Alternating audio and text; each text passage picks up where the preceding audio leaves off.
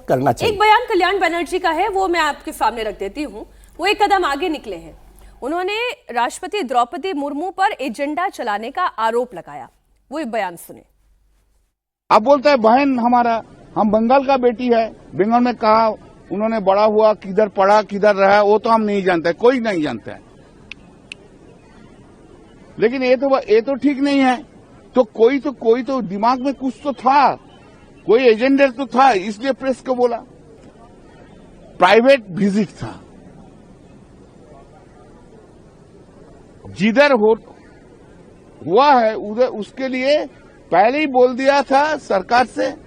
तो आप लोग इधर इंफ्रास्ट्रक्चर नहीं है, छोड़ दीजिए। वो भी हम लोग का गलती है तो ठीक है, छोड़ दीजिए। पहले बोलिए intelligence branch, central intelligence branch क्या क्यों नहीं रिपोर्ट दिया है?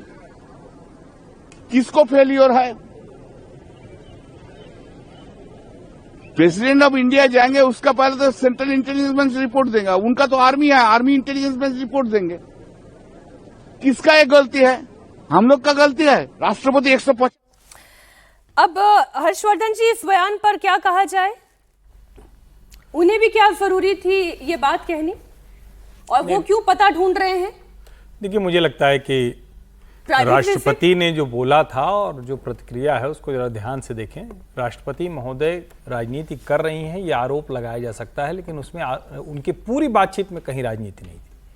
किसी राष्ट्रपति के कार्यक्रम को ऐसे जगह बदल दी जाए, राजनीति वहां से शुरू हुई थी। राजनीति यहां से नहीं शुरू हुई कि कुछ उन्होंने बोला और वहां जाके उन्होंने देखा तो उसको बताया कि भाई हमको तो यहां भी दिख रहा है कि इतने लोग आ सकते थे, कोई ऐसी समस्या तो थी नहीं। वो वहां भी गई जहां कार्यक्रम होना था।